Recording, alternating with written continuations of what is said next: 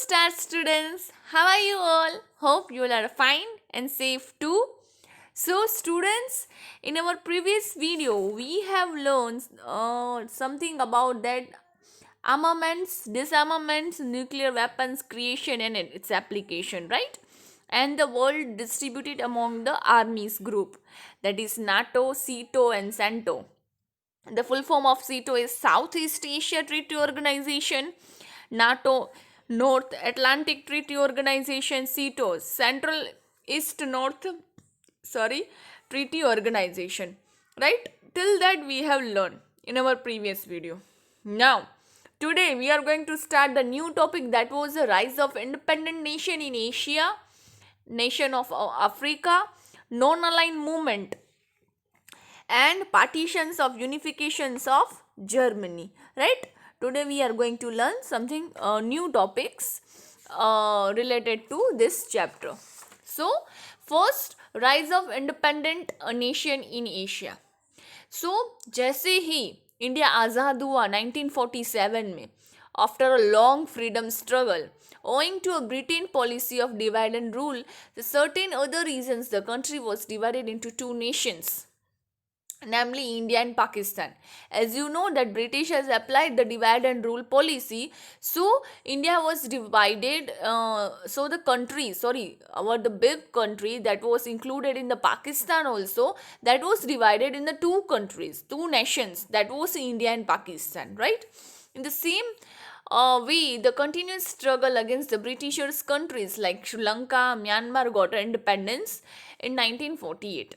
In the same case, in the case of Indonesia, the United Nations played an important role in 49. Asian countries like Laos, Cambodia, and Vietnam too got independence, right? So, अगर हम बात करें students कि जैसे India को freedom मिली, वैसे भी दूसरी कंट्रीज भी 1948 में लाइक लंका, म्यांमार भी उनको फ्रीडम मिली. ये rise of independent nation in Asia, it means कि इंडिया के साथ जो दूसरी कंट्रीज जो थी, जो ब्रिटेन के थोड़ी दबी हुई थी, अंडर थी, उसमें से भी हमें क्या मिली, उनको भी क्या मिली, फ्रीडम मिली. लाइक उसमें से श्रीलंका, म्यांमार को इंडिपेंडेंस मिली in the year of 1948. Similarly, in the case of Indonesia, United Nations played an important role in 1949. फिर दूसरी एशियन कंट्रीज हैं जैसे कि लाओस है, कैम्बोडिया है, वियतनाम गॉट इंडिपेंडेंस टू, उनको भी इंडिपेंडेंस मिली. सिमिलरली यही कंडीशन की क्या हुई, अफ्रीका में भी हुई, right? The Second World War proved to be a good omen for the enslaved nations of Africa. After the Second World War, countries like Abyssinia, South Africa, and Egypt were independent. The Second World War and the freedom struggle Asian countries inspired the other nation countries, African countries too. It resulted in that during the tenure of 16 years to 1950 to 66, 40 small and large countries become a free. Imperialist countries like tried to have a supremacy over these countries, but these countries either joined the superpower or the military resources got their freedom. In short इसमें कुछ भी नहीं है, don't be to confuse.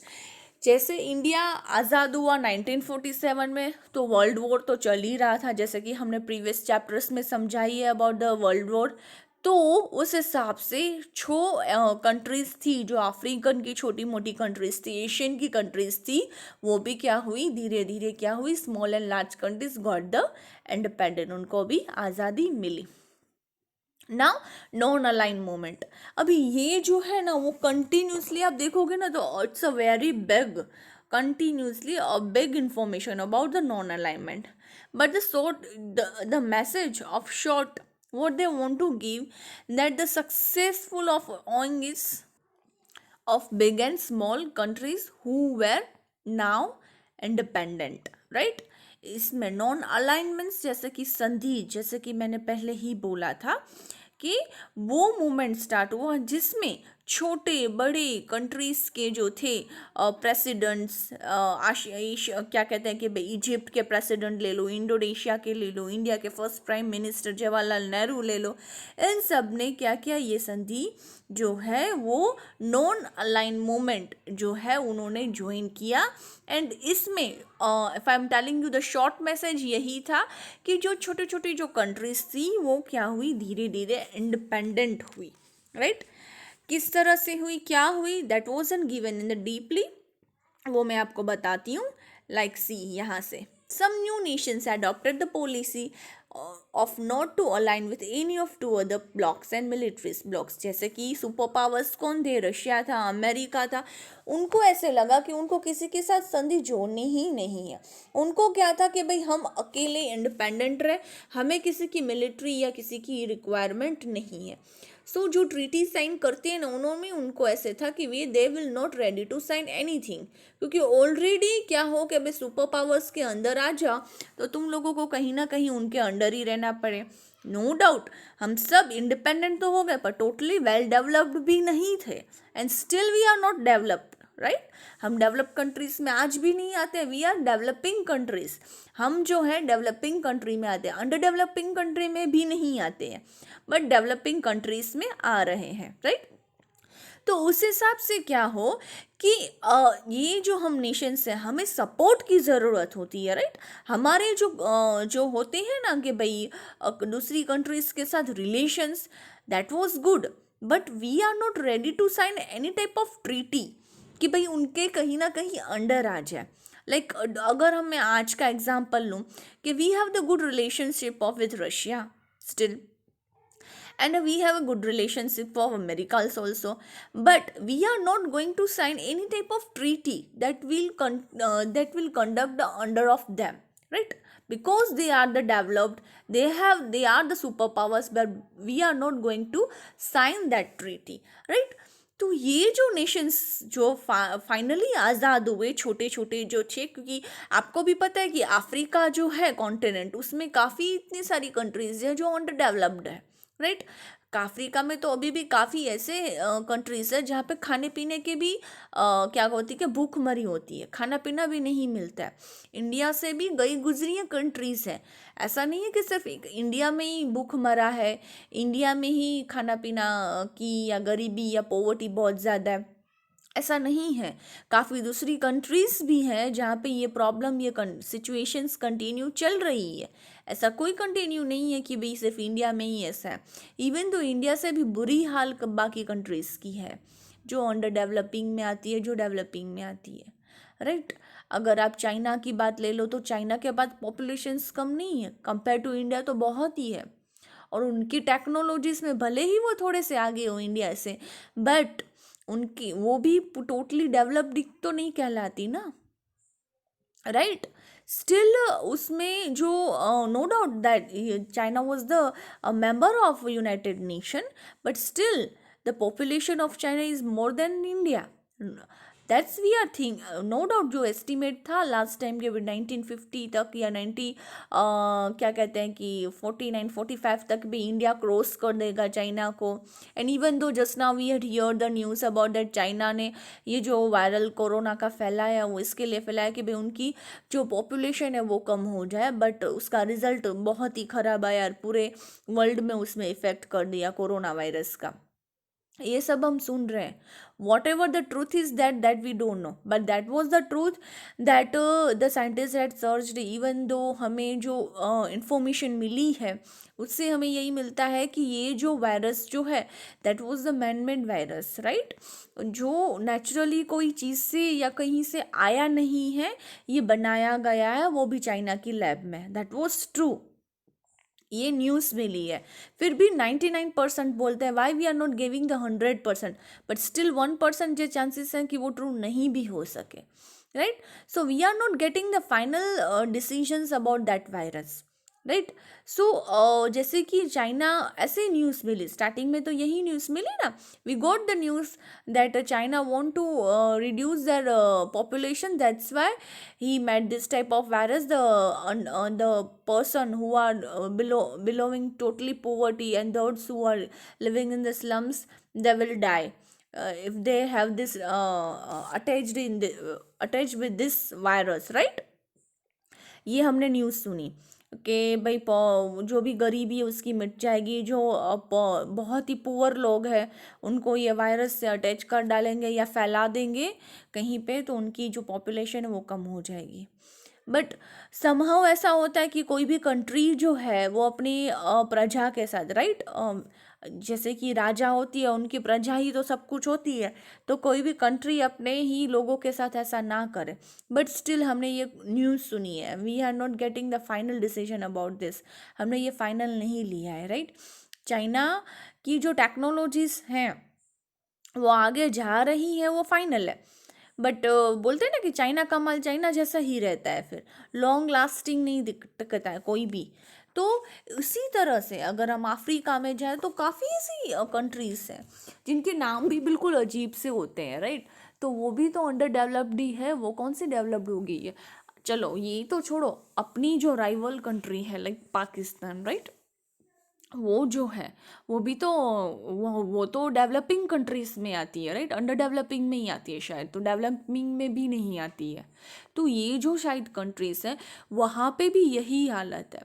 So what is the main reason of this movement? Okay, they will not ready to sign any type of treaty, like संधि जो होती है ना उनको कोई साइन वाइन करनी नहीं थी। जैसे कि वर्ल्ड वॉर फर्स्ट कंप्लीट हुआ तो उनको पीस और शांति का सब कुछ चाहिए था, तो उनको ये कोई साइन वाइन करनी नहीं थी। तो काफ़ी जो है ना क्या कहते हैं कि भाई एक्सपर्ट्स लीडर्स थे, जैसे कि इंडिया के first prime minister Jawaharlal Nehru थे। देन आफ्टर इंडिया के इंडोनेशिया के फर्स्ट प्रेसिडेंट सुकारनो थे। देन इजिप्ट के second president Gamal Abdul Nasser थे।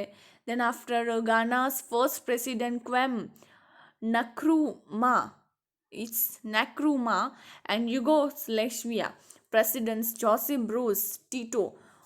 ये जो थे support thumbing support for the movement, ये जो कहते हैं कि भाई लीडर्स थे दूसरी दूसरी कंट्री के, लाइक इंडिया के जवाहरलाल नेहरू थे, इंडोनेशिया के प्रेसिडेंट्स थे, इजिप्ट के सेकंड प्रेसिडेंट्स थे। The name was totally different. हाँ, you should be read twice and thrice then pronounce this words are related to the name of their countries, because आपको पता ही है चाइना के name बिल्कुल अलग ही होते हैं, राइट। सो ये जो नेम्स हैं वो थोड़े से लिटिल बिट आपको टफ लगेंगे due to the pronunciation. Just now I had even though pronunciation वो भी मैं बहुत फास्ट में गई हूँ, still I will repeat it again and again, the pronouns will be a change for a little bit, so be aware when you are going to pronounce this type of words. So these are the leaders. If I'm telling about these leaders like Adbel Nasser, Ghana's first president Kwame Nkrumah, and Yugoslavia presidents of Joseph Bruce Tito, and got a thumbing support for the movement. Got a thumbing support for the movement means what? It means उनको बहुत support मिला कि this ये जो है we are not going to sign any type of treaty in this non-alignment council. 23 countries of Asia, 6 countries of Africa were present. So Asia की 23 countries ले लो और अफ्रीका की 6 कंट्री ले लो, वो प्रेजेंट थी। And non alignment movement, that is NAM. The question will become like that, okay, what is the full form of NAM? So you should be remember that was a non-alignment movement, aligned movement. You should remember this type of name, right? Under the leadership of PM, that was Jawaharlal Nehru, the policies of non-alignment were framed. Name completed a valuable leadership. Nehru believed that the movement continuously to see a role for itself and its view the world poorest nation remain exploited and marginalized no longer by opposing a superpowers but rather in the unipolar world and its western hegemony and neo-colonization. The movement has really realigned itself again.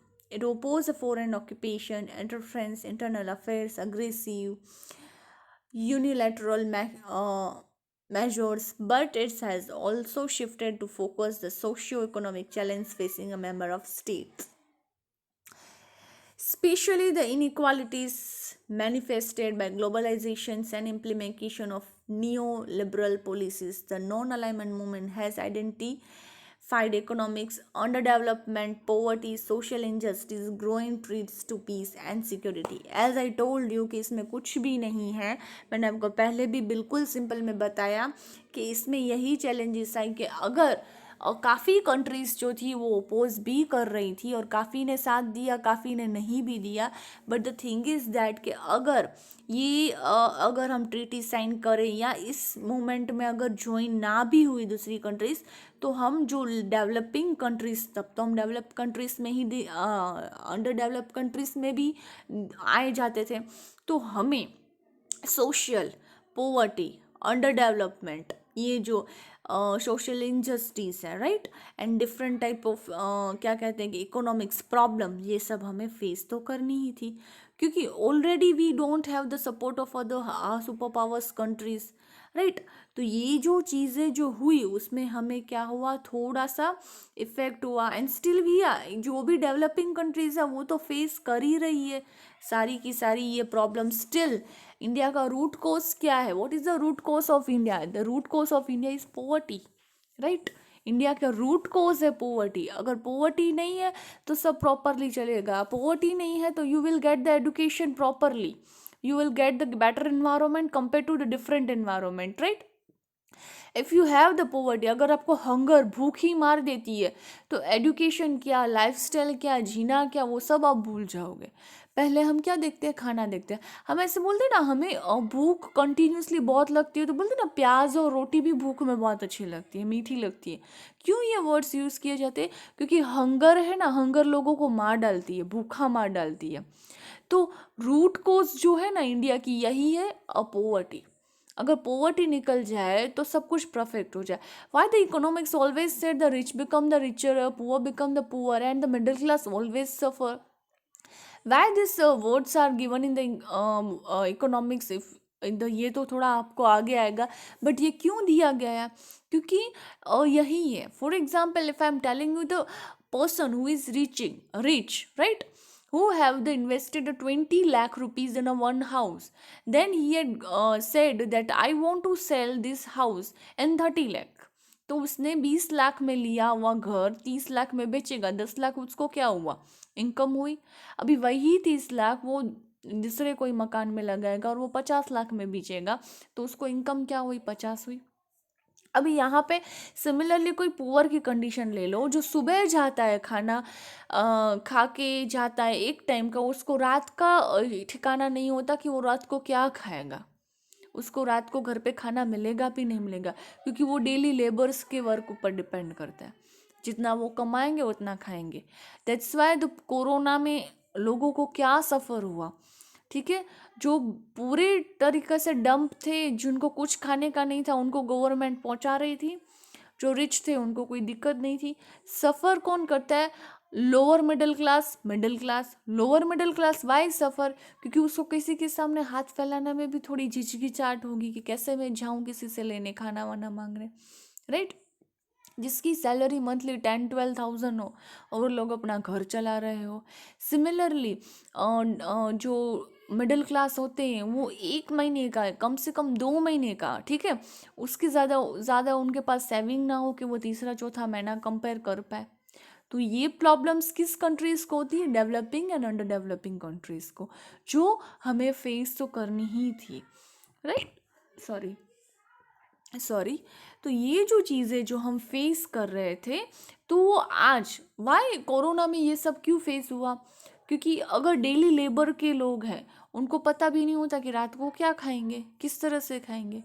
And तो जो slums में बैठते हैं, दो government already provide them food and all this things, right.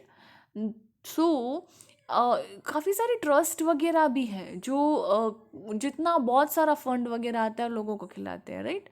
तो ये सब जो चीज़ें हैं ये कब फेस होती है? When we are the countries when become the developing और अंडर डेवलपिंग, राइट. ये सब हमें फेसेस होता रहता है.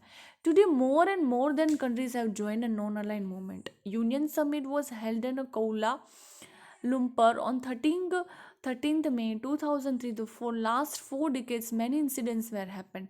With the distinctions of Soviet Union, Russian power decreased. America emerged a superpower.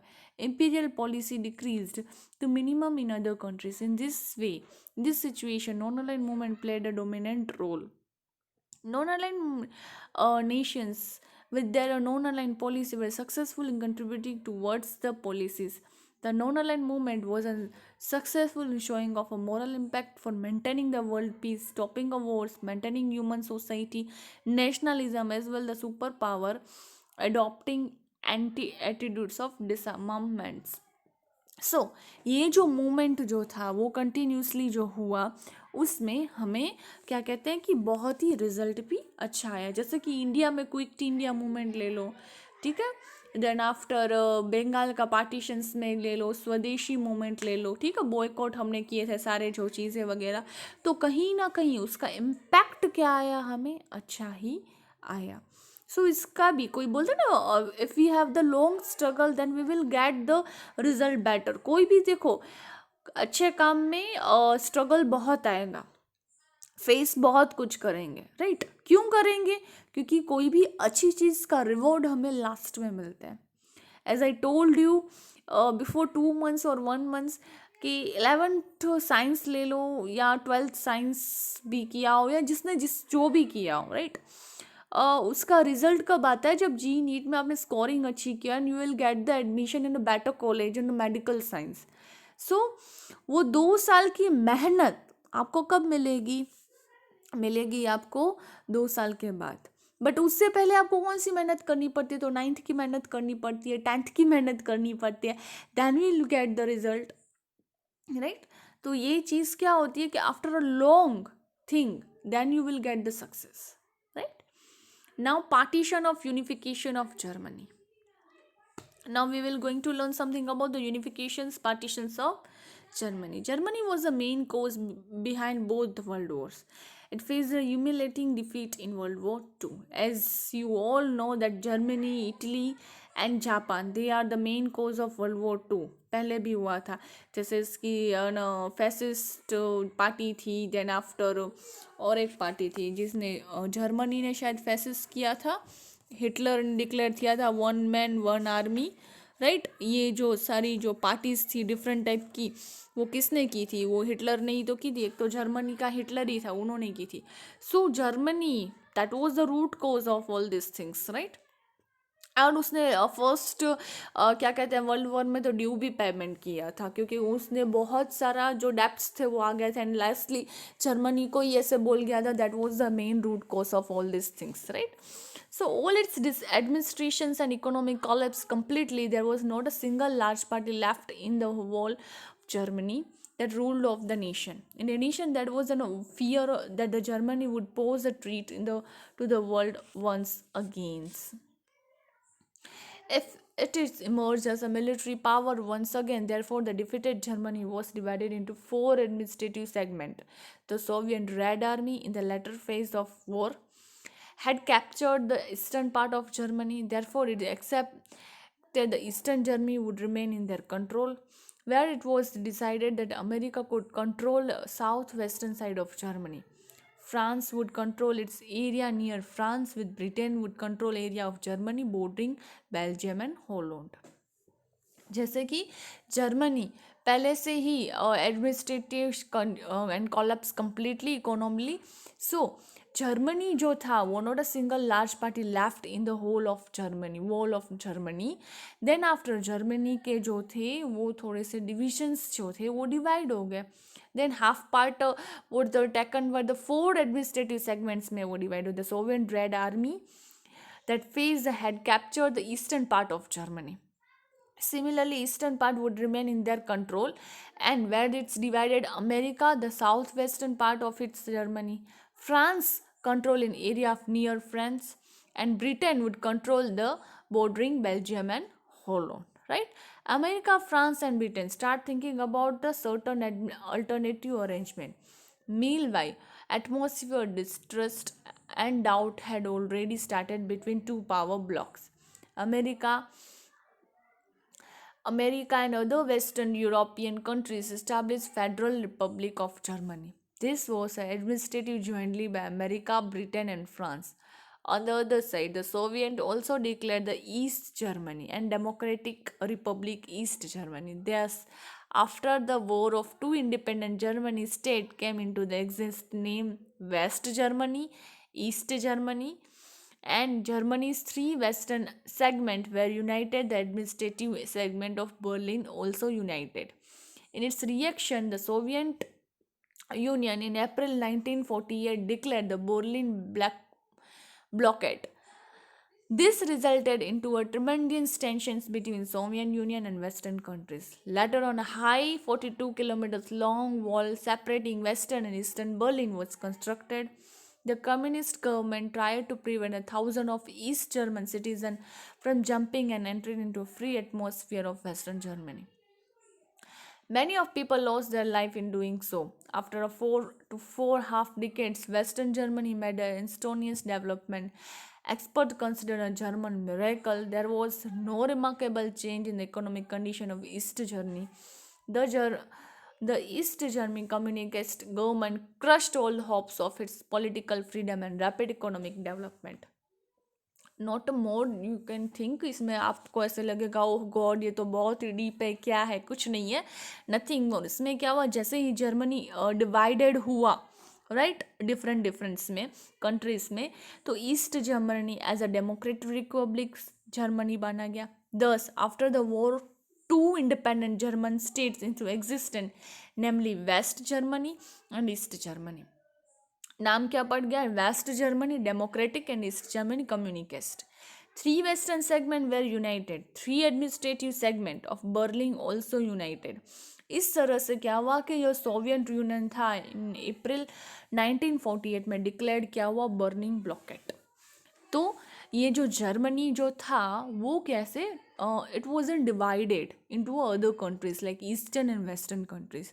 So some of the countries were captured from the European side and some of the country was captured by the western side, right? Then later on what happened, the 4 and 4.5 decades, what will happen? So the Germany made an Antonius development, right?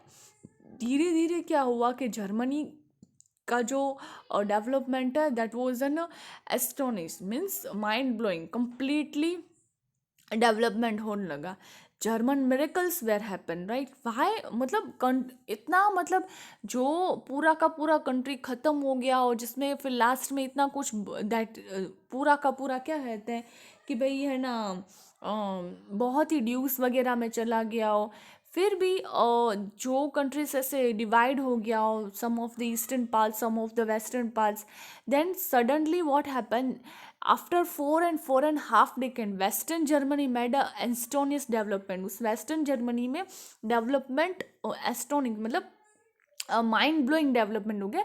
That was consider the German miracle and remarkable change in the economic condition and east germany and east Germany में जो economic condition जो poor down हो गई थी वो remarkable बहुत ही अनसडनली बहुत ही change होने लगी एंड डेवलप्ड होने लगी, right.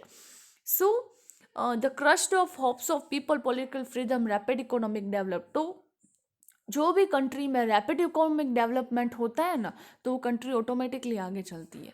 So doing so many things like the partitions of Germany and some of the eastern parts of Germany, western part of Germany, it was a rapid revision of Germany in the western side or also in the east side of development. Till 1990, many importance and far-fetching changes took place in international policy. Owing to many reasons, the Cold War among the superpowers also ended. This year witnessed a crack in the otherwise impregnable Soviet Union. Ultimately, Soviet Union was disintegrated. As a consequence of it, October 3rd, 1990, both Germany united. People broke down the German Wall, which was a symbol of German division. People considered the demolitions of Berlin Wall and the end of Cold War era, celebrated the occasion wholeheartedly. Today, unified Germany has turned out to be the strongest economic power in Europe after 1990, they have made a tremendous efforts to be the strongest economic nation in the last decade. Today, it's become one of the most important leading nation in the European Union. See, जैसे कि German divide हो गया, right, east में waste में divide हो गया, wall खींची गई जिसमें इसे आगे लिखा था कि भाई काफ़ी लोगों की उसमें डेथ हो गई यहाँ से वहाँ शिफ्ट होने में, इन लोगों ने काफ़ी कुछ फेस किया। बट धीरे धीरे क्या हुआ, सोवियत यूनियन जो सुपर पावर्स जो बनी थी वो कंप्लीट हो गई। देन आफ्टर धीरे धीरे लोगों में क्या हो गया कि भाई काइंडनेस सोशलिस्टिक बढ़ गई, और जो वॉल जो खींची गई थी दीवार ईस्ट जर्मनी वेस्ट जर्मनी वो कम्प्लीटली गिरा दी गई। लोगों ने एक दूसरे को हार्टली एक दूसरे को एक्सेप्ट किया, एंड आज यूरोपियन साइड में Germany was the leading nation in the Europe union. आज वो लीडिंग नेशन माना जाता है यूरोप नेशन में। वाई इट्स हैपन, क्योंकि धीरे धीरे एक तो इकोनॉमिक कंडीशन जो थी वो कंटिन्यूसली बढ़ने लगी। सेकेंडली जो पार्टीशंस हो गए थे वो कंप्लीट हो गए थे, एंड लोगों में बुद्धि आने लगी कि डिविजन्स में हम इतना आगे बढ़ रहे हैं तो एक हो जाएंगे तो कितना बढ़ेंगे। देन आफ्टर उनके जो पार्टीशंस डिवाइडेड थे ईस्टर्न वेस्टर्न में वो कम्प्लीटली ब्रेक हो गए, and they will be a one and they will find the unity, and later on when the time was going on they turned to be the strongest economic power in Europe, right? धीरे धीरे धीरे वो क्या होने लगे, Europe के strongest economic power होने लगी Germany, and today it's become one of the most important leading nation in the Europe, और आज वो one of the most leading nation in Europe union में है। So this is all about a little bit history of Germany, how it lost all these things, how it was divided into four parts, and some of the eastern parts, some of the western parts. Then they have a big wall of eastern and western. The people was died in that too. Then after what happened, then after they had realized the western part was developing and developing like a miracle, that was called the German miracle. Even though eastern part was developing too, the economics was developing too. So then after later on the time was going on, the Soviet Union was disintegrated, and the people has realized they break down that wall also, and they finally to be get a one, and today it was considered the European nations number one European nation, leading nation, right?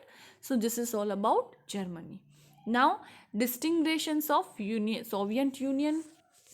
Then after distinction of Soviet Union, after that we will continue that India's contribution of international level, and still two or three topics were left. This chapter is little bit too long, and the deep information was given about the different nations, so I have to take all these things points. So we will continue later on the different points in the next lecture, students. And those students, one thing is remind I'm giving you, those students who are writing the short form in the paper or in the book, सो इस time पे तो मैंने चला लिया, next time मैं उसके marks कर डालूंगी। Like government, so you have to write the full spelling of government, no need to write GOVT dot. ये व्हाट्सअप नहीं है तो आप डॉट करके चला लो। So many students has used the short form of the many words. So this time it's okay, मैंने चला लिया। On the next time, if you will fill the paper like this, I will put the zero in that, right? So be careful about all these things, okay students? And still that you have any doubt, you have any query, you can call me and message me. Till that, stay home and stay safe. Thank you.